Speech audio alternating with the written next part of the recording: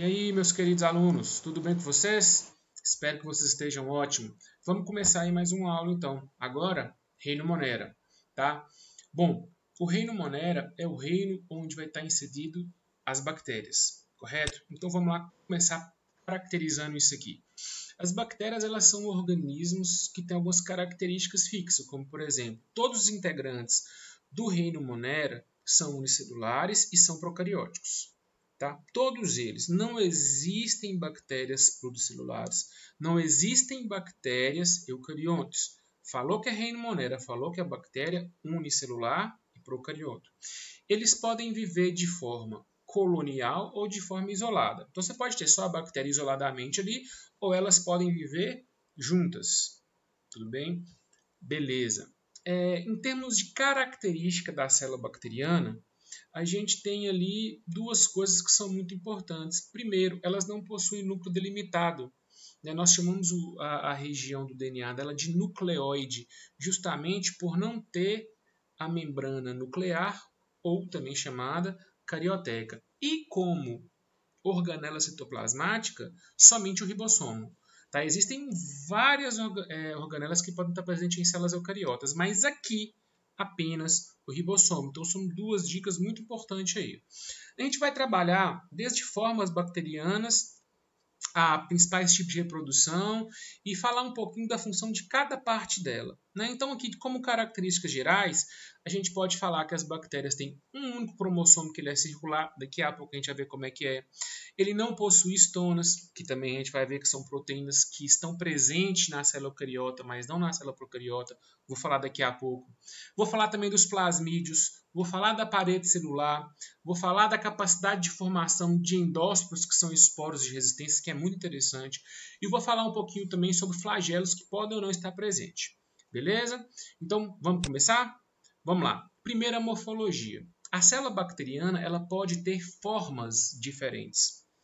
As mais comuns estão aqui. Primeiro essa que é chamada de coco, que é redondinha, parece uma bolinha. Aí tem as variações. Coco, se for uma só, pode ser chamada de diplococos, duas. Se tiver essa estrutura aqui parecendo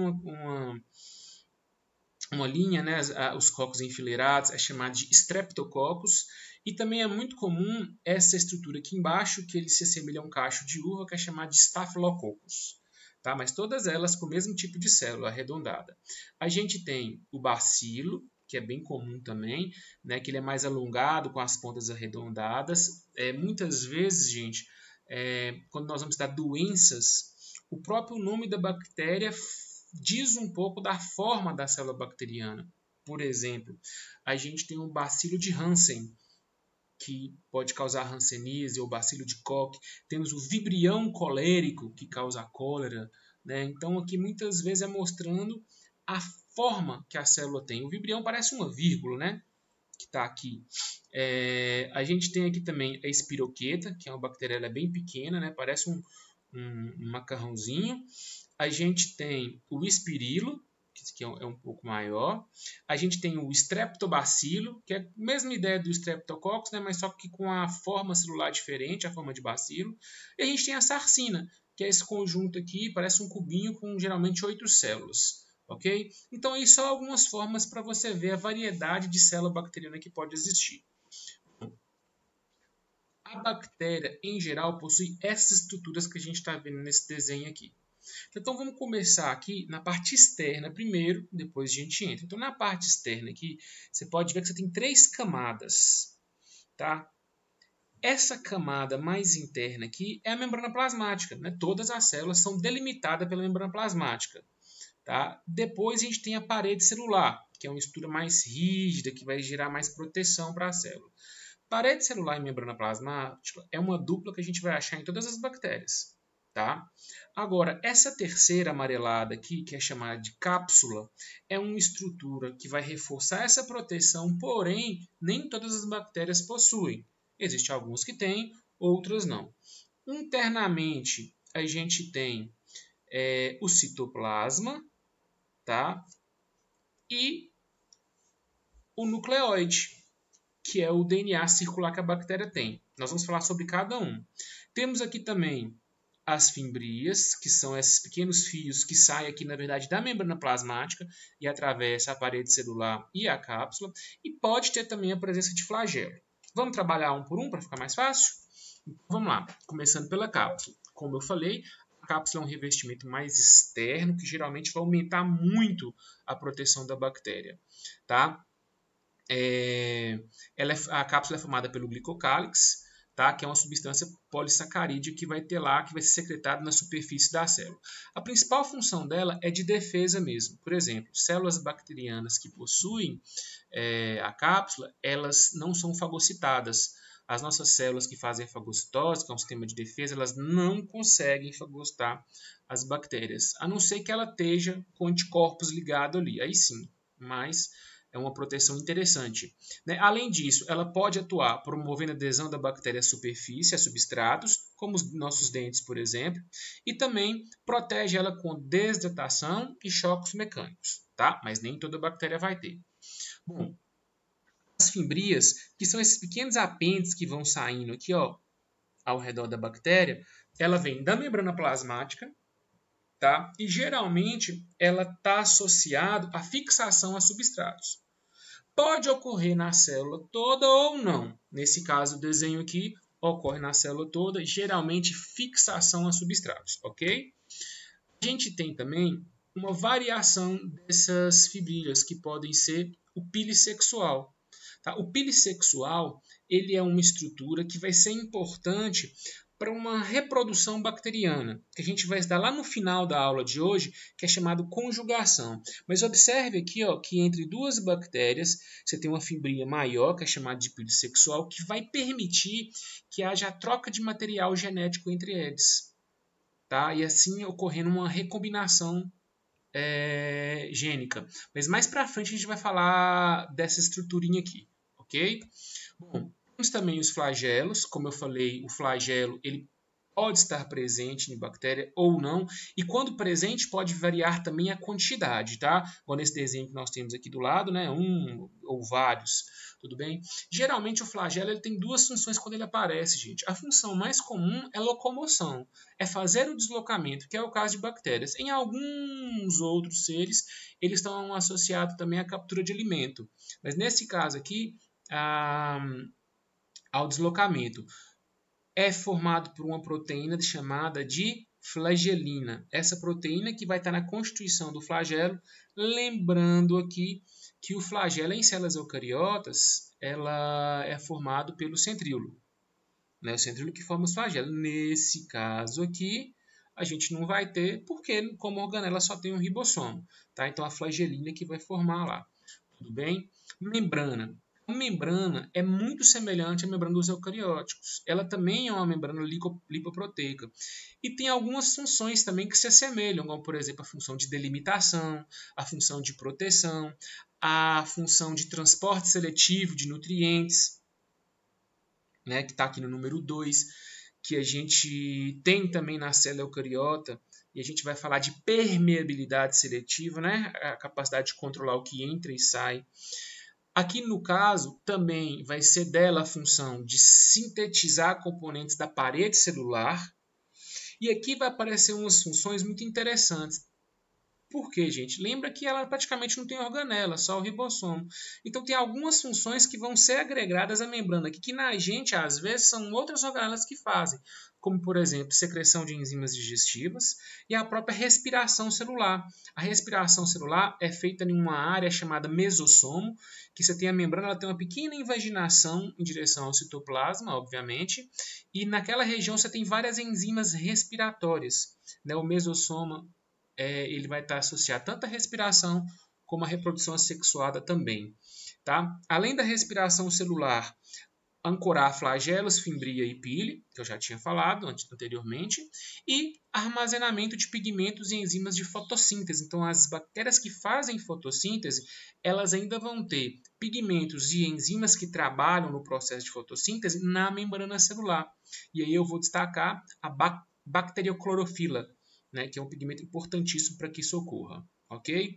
Bom, a parede celular, como eu falei, é um envoltório que tem como principal função a proteção, a envoltório semirrígido de peptidoglicano, ok? Em relação à parede, ela vai dar uma reforçada na bactéria, né, uma proteção maior na bactéria, e a gente consegue classificar as bactérias de acordo com a composição química da parede celular que ela apresenta, que a gente vai dividir em bactérias gram-positivas e também bactérias gram-negativas. Vamos entender a diferença aqui. Tá? Primeiro, o método Gram, que foi feito aí pelo bacteriologista dinamarquês Hans Gram, ele é um método que vai basicamente colorir as bactérias e depois passar por um processo de descoloração. Tá? O que acontece? O cientista vai usar corantes à base de iodo e vai acrescentar esse corante em esfregaços de bactérias. Olha para você ver que interessante. Tanto a bactéria gram-positiva quanto a bactéria gram-negativa, eles vão absorver esse corante, que é a base de iodo. Só que o que acontece? Se você reparar, aqui ó, a constituição da parede celular bacteriana da gram-positiva é diferente da gram-negativa. Por quê? Na gram-positiva você tem uma quantidade maior de peptidoglicanos, que são essas estruturas aqui que ficaram coradas de violeta, né, que é a cor do iodo, que vai ficar mesmo, e o corante ele impregna e não solta dos peptidoglicanos. Tá? Já nas bactérias gram-negativas, você pode observar que a quantidade de peptidoglicano ela é muito menor. Então não vai ter grande interação. Depois que você passa pelo corante, as duas vão ficar coloridas, você passa por um processo de descoloração.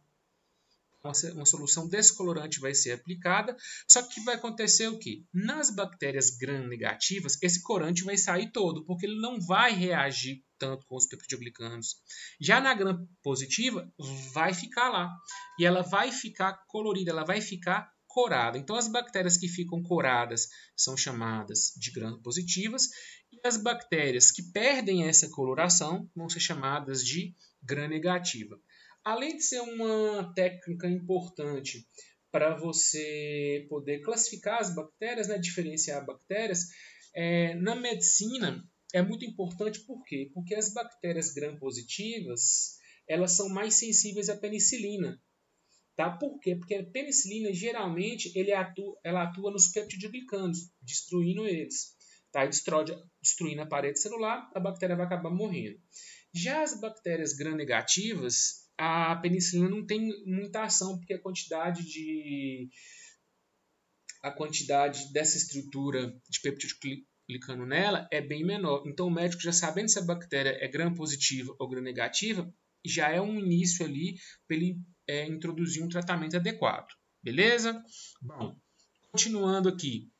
Em relação ao citoplasma, né, o citoplasma ele é basicamente água com algumas substâncias dissolvidas, entre elas proteínas, carboidratos, lipídios, íons, outros mais. Como organela, apenas o ribossomo, somente síntese de proteínas.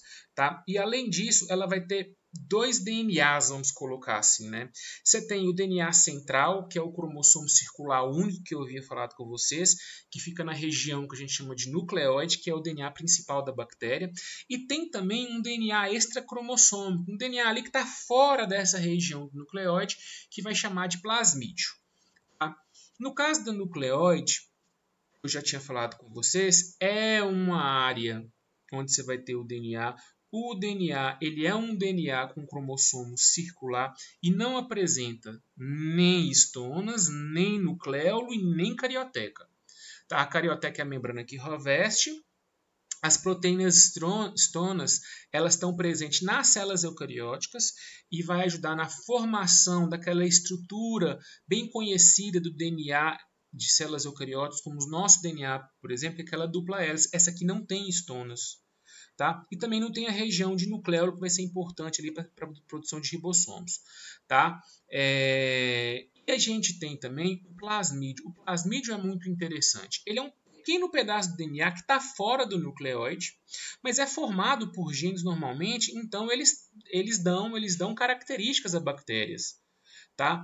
E tem alguns nucleóides que são muito interessantes. Eu separei 3 casos aqui para vocês, né, de função desses plasmídios, né, que alguns deles possuem genes que confere resistência a antibióticos.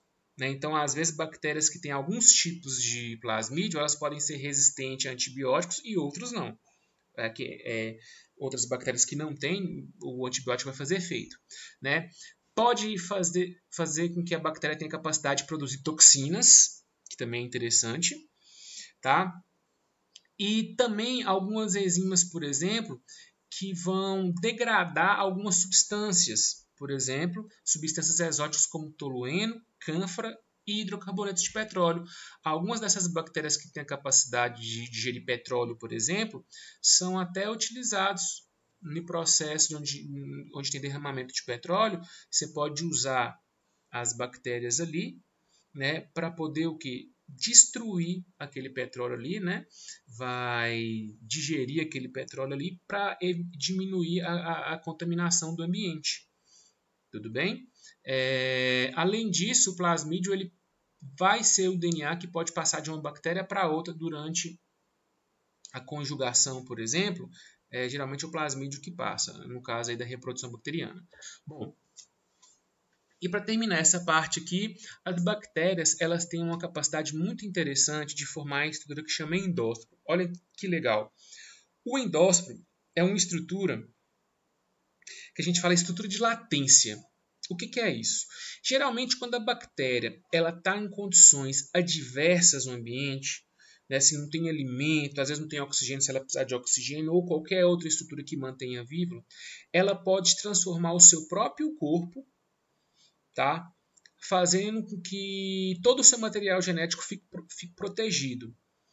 Então, o que vai acontecer? Ela vai ressecar basicamente, vai perder a maior quantidade de água que ela tem, diminuindo o máximo o metabolismo dela. E nesse desenho a gente pode ver isso aqui, ó, tá vendo? Ó? A célula ela vai ressecando, vai ter uma proteção, né? Vai formar um esporo aí ao redor do DNA, e esse esporo vai conseguir ficar num ambiente mesmo adverso por milhares de anos. E assim, quando ela tiver novamente uma condição adequada, ela volta à vida novamente. Né? Já pensou se a gente tivesse capacidade de endósporo? Ia ser uma coisa extremamente interessante, né? Então as bactérias elas podem ficar aí, vou usar o termo adormecido aqui, né? Mas o certo mesmo é em latência, protegido. Quando as condições voltam a ser boas, ela volta novamente à vida, ok? Bom, classificação das bactérias. Primeiro, quanto à respiração. As bactérias podem ser aeróbias, que é aquelas que utilizam o oxigênio para fazer respiração celular, ou anaeróbias.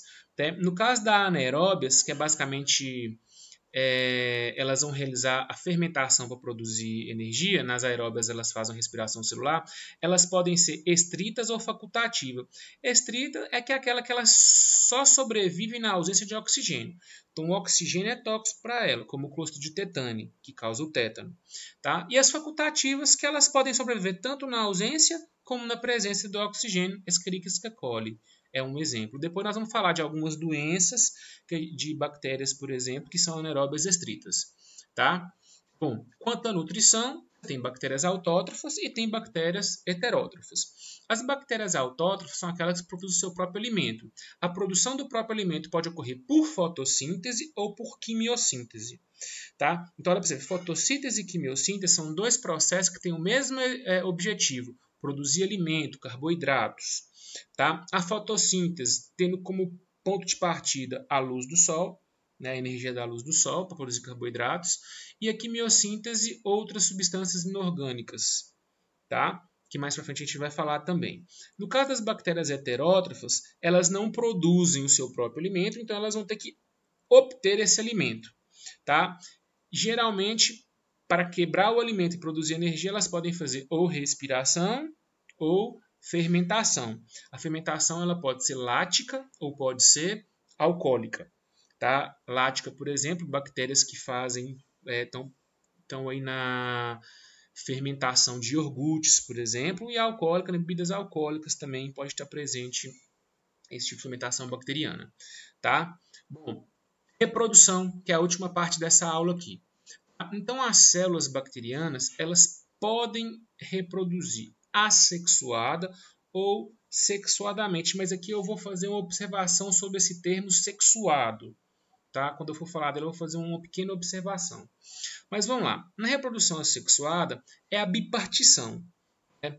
Vamos lá. Então, na bipartição, você tem uma célula normal bacteriana. Essa célula começa a dobrar todo o seu material genético, sofre estrangulação, formando duas células filhas. Duas células filhas idênticas. Nesse processo, você não tem variabilidade genética, tá? Aí tem muita gente que pergunta assim, professor, mas isso aí é a mesma coisa que mitose, não é? Não quer dizer que a bactéria, como ela é uma célula só, quando ela faz a reprodução assexuada, é a mesma coisa de falar que ela está fazendo mitose? Bom, se você teve essa dúvida, eu te respondo: não. Você não pode colocar mitose e bipartição como sendo a mesma coisa. Por quê? O termo mitose refere-se à cariogamia, divisão de núcleo. Só que a bactéria não tem núcleo. Então não tem como ela sofrer mitose. Tá? Então, esse processo aqui, onde uma célula forma duas idênticas, não é chamado de mitose, é chamado de bipartição. Ok? Tem vantagens e tem desvantagens a bipartição? A desvantagem eu acho que ela é clara, né? A desvantagem é não ter variabilidade. Você vai fazer uma cópia de uma bactéria que já existe sem variação nenhuma. Então, se você não tem variabilidade genética, fica mais difícil, por exemplo, você se adaptar a ambientes. Mas ela tem vantagens também. Quais são as vantagens? Muito rápido. Né? Permite a colonização rapidinho. Então, em um curto espaço de tempo, a bactéria consegue reproduzir assexuadamente em grande número e coloniza uma grande área. Ok? Bom, a reprodução sexuada são três. Aqui, gente, o que acontece? Quando a gente fala reprodução sexuada, a gente fica esperando assim, que vai ter uma bactéria macho, uma bactéria fêmea, que se juntam e nasce uma bactéria pequena. Mas isso não existe aqui. Tanto que tem alguns livros que nem gostam de falar de reprodução sexuada. Eles falam assim, reprodução bacteriana. Só isso. Tá? Então aqui o que vai acontecer, vocês vão observar que o que vai acontecer aqui são recombinações gênicas. Tá? São recombinação, é mistura de material genético. Isso vai ser a nossa reprodução bacteriana. Ok? São três tipos: transdução, transformação e conjugação. Vamos começar por transdução aqui. Ó. Transdução tem uma palavra-chave, é bacteriófago. Tá? O bacteriófago ele vai ser o vetor, preste atenção, ele vai ser o vetor. O que é isso? Lembra do ciclo que nós temos lá da reprodução do vírus bacteriófago? Então, só lembrando para vocês, geralmente o bacteriófago ele se liga a uma bactéria e coloca o DNA dele aqui dentro. Ó. Então, aqui você pode ver que em rosa está o DNA viral e em laranjado, aqui mais ou menos, está o DNA bacteriano. O que vai acontecer? O DNA viral vai obrigar a célula a produzir novas cópias do DNA e produzir cápsulas proteicas. E isso vai acontecendo. Mas olha para você ver o que acontece. Esse vírus aqui, ó, ele está perfeitinho, ó, tá o vírus aqui bonitinho e dentro dele está um DNA viral. Só que olha esse aqui, por exemplo.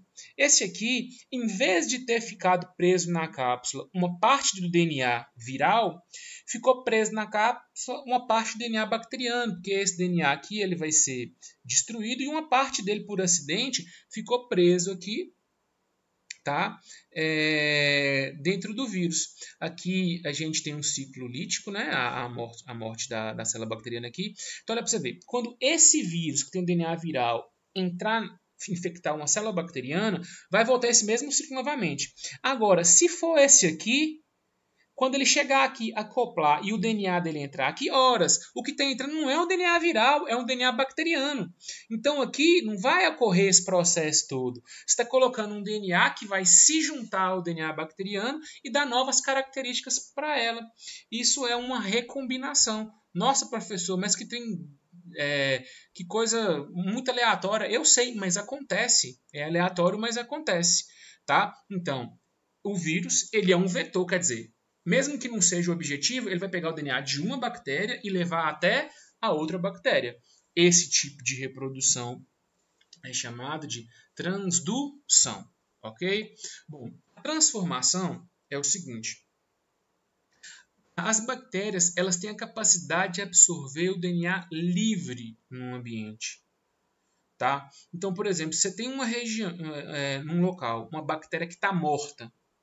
e essa bactéria, outra bactéria viva chega próximo dela e identifica o material genético, essa bactéria viva ela pode absorver o material genético.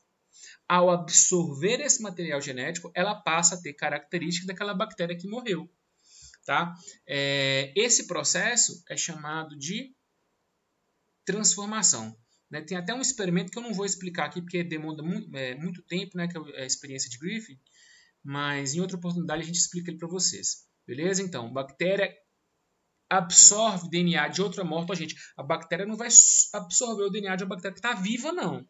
Tá? É de uma bactéria que já morreu. Então, ela absorve e passa a ter características dessa bactéria. E, por último, a conjugação, que eu já tinha falado lá atrás, né, do pile sexual. Pode ocorrer quando 2 ou até 3 bactérias se unem, novamente por esse pile sexual, que a gente pode chamar de ponte citoplasmática, e uma bactéria vai mandar um material genético para outra. Então, olha nesse desenho aqui, ó, bactéria com plasmídio, bactéria sem plasmídio. Forma-se o pile sexual entre elas, o plasmídio de uma vai para a outra, e essa aqui passa a ter características novas. Então, essa bactéria aqui tem uma nova constituição genética. Por isso a gente chama de reprodução por conjugação. Lembrem-se, aqui não é aquela reprodução que vocês estão acostumados. Tá? É uma recombinação gênica. Cai muito em vestibular. Então gravem conjugação, transformação e transdução. Beleza? Meus queridos alunos, a gente fica por aqui hoje. Depois eu vou voltar com a videoaula falando só sobre doenças causadas por bactérias. Ok? Abraço para vocês, fiquem com Deus, façam as atividades. Tchau, tchau.